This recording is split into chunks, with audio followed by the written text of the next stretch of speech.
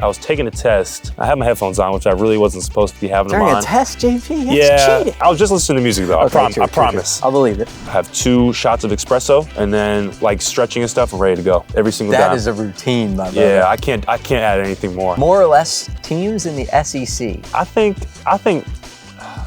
You got 16. Yeah, I think it's perfect. I think it's a perfect number. I don't think more or less. You think perfect? I think perfect. I think perfect.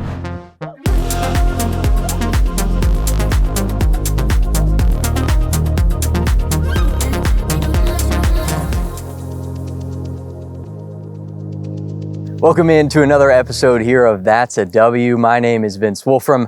I am your host, and today we are in the great city of Knoxville, Tennessee. We've got a fantastic guest with us today. He is the man on the inside for the Tennessee Volunteers. You've seen him on my socials when I came for the Tennessee-Louisville game down here. And you're going to see him again today. I would like to welcome in to That's a W, my guy, JP Estrella. JP, what's happening, man? Man, nothing much. Just happy to be here. Appreciate you jumping on. Yes, sir. Obviously, you have a show with Rock Media where you sit down with your teammates and you interview guys on your own team. Mm-hmm. But now we're going to switch it on you, and we're going to hear about your story and how you got to Tennessee. And sounds great. You guys have started SEC play. We're in the middle now, and this is the point in the year where it can get tough, right? Mm-hmm. Because tournament time is looming. You're halfway through the SEC schedule. It's been grueling. It's been tough. Mm-hmm.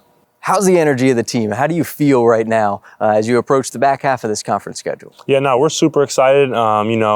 Every game we're really looking forward to. We got great teams coming up next. We're just really excited, really. I mean, like you said, this is the time of year now where teams really make it or break it. So we're really excited to keep this thing going, keep it pushing, and then, on to the SEC tournament, and then later on March Madness. So we're really just excited. And that next game in this building, I heard, is going to be pretty fun. A blackout theme against LSU.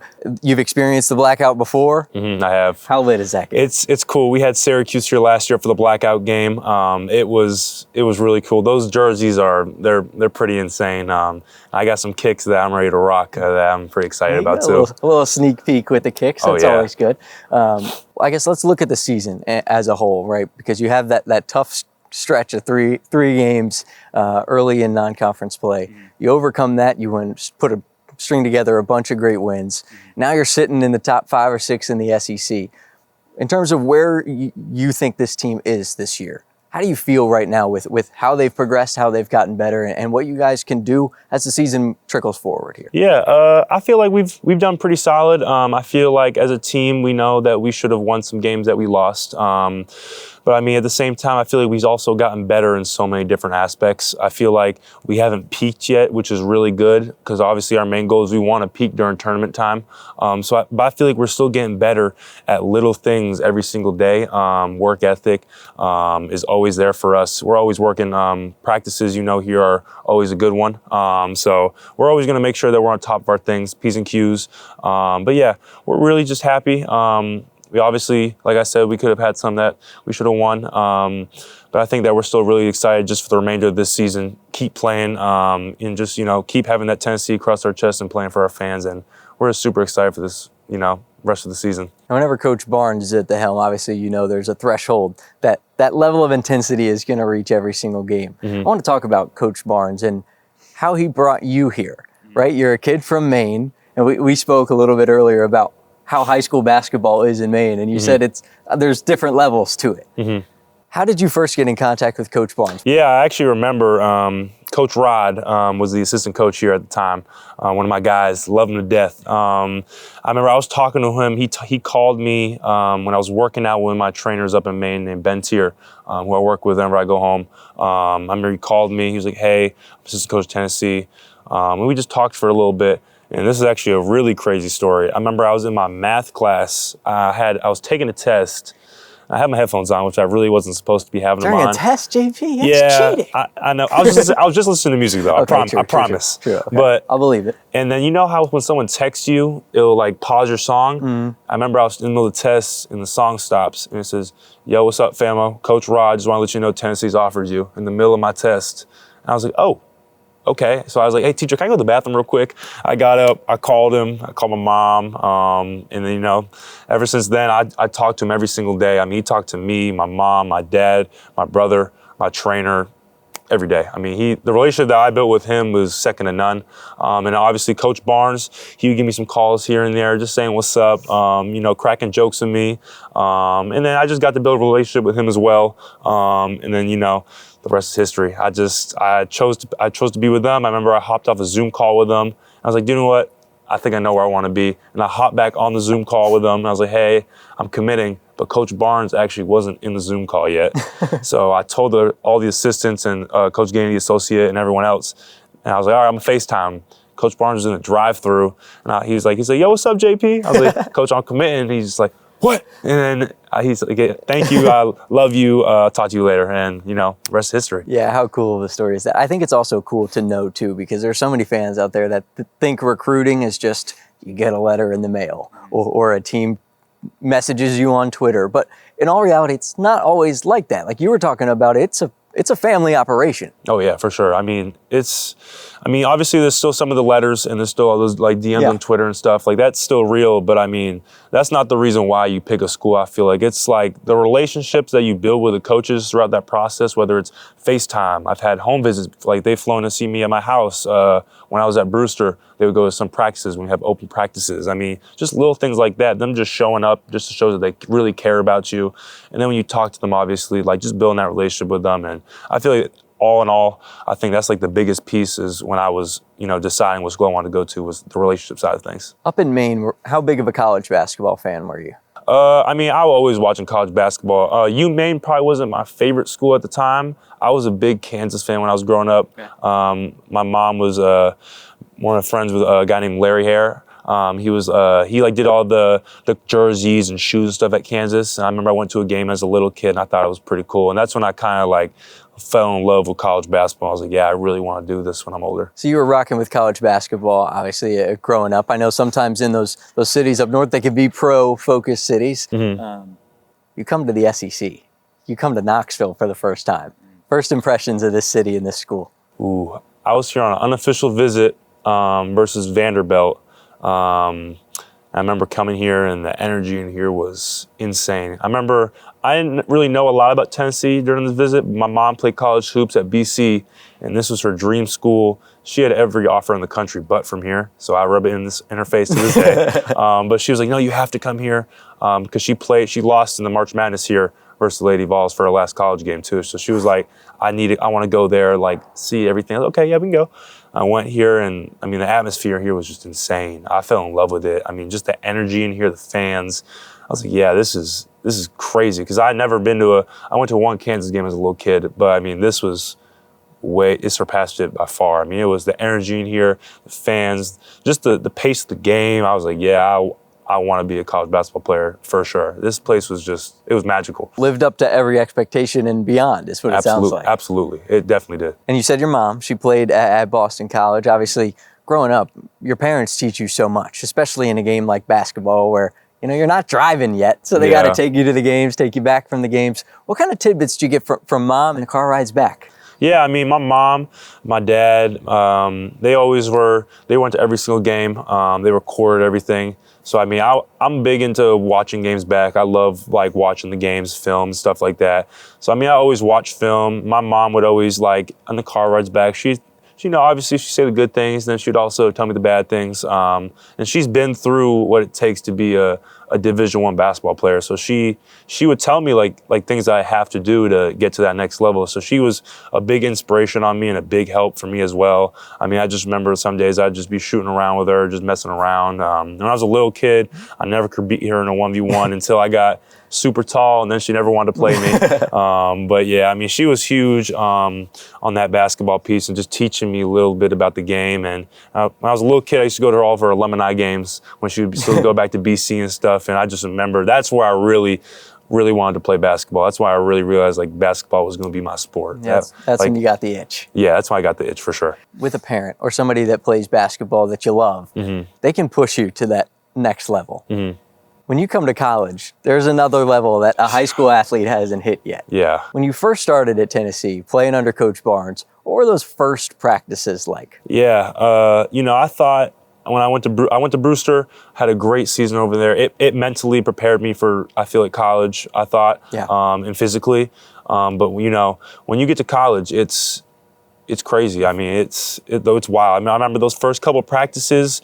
It was like kind of like learning about your teammates. It could like little drills and stuff like that. So like that first week was more of like a learning week. So I was like, okay. I remember coming. I'm like, yeah, Mom, college isn't that bad. And she's like, okay. That's all she said was okay. She knew what was coming. Yeah. Boy. And I remember that second week came, and I remember it was wild. I mean, I was running bajillion miles. I mean, we were doing 17s. I remember all the conditioning, the lifts. The lifts were probably the hardest. I feel like one of the hardest things for me because I was skinny coming out of high school. And I remember we're benching and squatting and all this, and I haven't really done much of that. So I was out there dying. I'm like, oh my, I'm benching. I'm like, he's like, how many? I was like, he's like, 5 more? Like just little things like that. I mean, and then practice came. One day after practice, I remember Coach Barnes told me he didn't think I was practicing hard enough. So after practice, I just did baseline to baseline. They were throwing me full court passes and I was dunking it. And I just did it until I was literally walking up and down the court. And then after that, I was dog tired. I laid down on the court and he's yelled at me. He's like, no, you just gotta make it down and back now in 10 seconds. There's one more. I was like, all right, bet, let's get it over with. I did it. The clock didn't go. And I remember I slid in, I made it. And he's like, nope, you gotta go again. And I was like, oh my gosh. And I missed it, and then I made it. And after that, I was like, okay, this is what college is like. I gotta get used to this. College basketball. Yeah, it's something else for sure. Yeah, and that freshman year team that you had here at Tennessee, they're pretty good, huh? Yeah, they're all right. They're pretty good. Looking back at freshman year and having a team that's winning, not everybody gets to experience that off the rip when you first come to college. See what winning looks like. Have veterans that can teach you things by just watching and just listening. Looking back on it, what did that freshman year and the success that your team had, what did it teach you? I mean, it taught me everything. I mean, I've always loved winning, and I feel like that's the main reason why I came here, because this program wins. And I mean, it proved it. I mean, when we got here, guys like, DK, Zakai, Josiah, Santi, all the older dudes, especially Santi and Josiah when I first got here, those dudes were there for 5 years in this program. So, I mean, they really experienced, like, college basketball. They played in those high major games. And, they've always been winners. And being a part of a winning program like that really it pushes you every single day. I remember that next year, the same thing. We just won all the non-conference games we won. So, I mean, you got to live up to that hype every year. So, I mean, even this year now, it kind of pushes us every day. Like, yo, these past 2 years, especially, these guys win. So, I mean, it just pushes you to a whole different level. And whenever you're winning, it just makes basketball so much more fun. That's the truth. It's the fruits of the labor, right? It's seeing the W's in the win column stack up. And when you have leadership like you did with Zakai, and you transfer year to year, right? Like last year to this year, totally different looking group. How is that adjustment for you as a guy who is coming back, a guy who is stepping up into that leadership role from a leadership standpoint to fill the roles that a guy like Zakai, who was a massive leader on last year's team, how has that been sort of stepping into that role with this team? Yeah, I mean, it was definitely different. I remember, I mean, like you said, I had great guys my freshman, sophomore year. Santi, Josiah, my freshman year, Zakai, Shaq, JG. Like dudes known throughout college basketball to be great leaders. Great leaders. I mean, yeah, exactly. I mean, just learning from those guys and then now actually like having to be that guy. I think me, Kate, and Fee are kind of trying to step into that role of being those leaders. I mean, it was rough at the beginning because like I didn't know really what I was doing. I mean, I've kind of did it in high school, but like at the college level, it's way different. So kind of like, all of us would have to bounce things off each other. We call Zakai and all of them like, yo, like stuff like, but I feel like the biggest thing that we kind of did was we were always a super close team. Like those first 2 years that we were all super close, it was because of what we did off the court. I mean, we go bowling, we go laser tag, top golf, just little stuff like that. Yeah. So we really incorporated that into this group, and I feel like it's helped us a lot. Like this group is connected as well. These 3 groups that I've been a part of have been super connected, and there's not been a bad guy that we've had in this program in these past 3 years that I've met. And it's just been amazing. And you could tell, I mean, we were walking around in the locker room and there was guys coming out joking with you saying, let's get on the game later. Oh, yeah. That's an important piece of what makes a team, right? It's like, you do have to like each other at the end of the day. Yeah, for sure. I mean, if you got guys on the team that aren't going to like each other, you already know how that's going to go. You're not going to win. People are going to get mad at each other. But when you got guys like these that just, they really buy into the team, that's when you find those guys that are the best people, and you're going to make friends for life here when you come to college. It's just like those guys in the locker room now are going to be my friends for life forever. 100%, and share memories that you're going to have forever as well. And you think about your years at Tennessee, your involvement on the floor has improved and grown every single year. Mm-hmm. What would you tell now your freshman self with the minutes, with the efficiencies, with the impact on the floor that kid was making? Or maybe as a freshman, it might cause you to get in your head a little bit. What would you tell that freshman now? Yeah, I mean, as a freshman, you kind of go through that little thing. 'Cause in high school, you were that guy. And then when you come to college, sometimes you still are that guy, and sometimes it changes. Like it's an identity check. It's not, facts. It's an identity check. So, I mean, I guess I'll kind of tell myself when I was younger, take your time, don't rush things, and don't let the outside world tell you different, and just be yourself. It's going to be tough. There's going to be times where it's really hard, but you just got to find those ways to push yourself and get past whatever you're accomplishing, and just keep achieving your goals. And you'll figure it out later down the line, and your opportunity is going to come, and you're going to step up and just be yourself, and you'll make it work. That outside noise piece is something that's really interesting to me. Now with social media and the world constantly watching you on a national stage every single weekend, Tennessee's on a major network watching, which means everybody thinks they have an opinion. Mm-hmm. From your perspective as a player, as an athlete, as a guy who unfortunately has to receive some of that feedback and that stuff from people who watch 2 minutes of a basketball game. Mm-hmm. How is that? Like, I can't imagine being in that spot, and it's almost you're under a spotlight and under scrutiny constantly. Oh, yeah. I mean, there's times like I know Twitter's a pretty bad place. It's a dangerous place. It's a dangerous place, Twitter is dangerous. Yeah, I try to stay off that app a lot because I know how bad it can be sometimes. Yeah. But I mean, there's still times where you log into Instagram, you might get a DM. I'm not going to say what they say sometimes, but it could be a bad DM. But I mean, you just got to remember that those people that are DMing you probably have no clue what's going on in the locker room. Yeah. Like, I mean, people could think you have a bad game, and then you go in the locker room, and the coaches are extremely happy with what you did out there. Because, I mean, stats and all, like, obviously they matter to some point. But, I mean, if you're out there giving 100% effort and just playing defense, running the offense. Statistical number you can have. Exactly. You just got to make the coaches happy, make your team happy. That's, like, the number one goal. So really just blocking out that noise, let people have their opinion, but don't let that affect you in a mental way. All right, well, we're going to have our own opinions here. We're going to jump now into the more or less segment. All right, I'm going to give you a certain topic, and you're going to tell me whether or not you want more or less of it. More or less. How's that sound? All right, deal. More or less, student sections behind the basket or in the lower bowl? Which one do you prefer, and would you like to see more or less of? More of the lower bowl. More of the lower bowl. More lower bowl. It just seems more intense. Yeah, like when it's the lower bowl and you're on the court, it just seems like that energy goes right to the court. When it's more up and behind the basket, it kind of goes, I feel like, around the arena. So when it's lower in the court, that energy just pops. It just makes it that much more intense. All right. Oh, yeah. More or less 9 p.m. tip-offs? Less. You're an early guy. Yeah. What's the ideal time tip-off? Ideal? I think like 7 o'clock. I feel like that's a solid time. I feel like 9 o'clock, like, especially if you're on an away game, it's just way too late.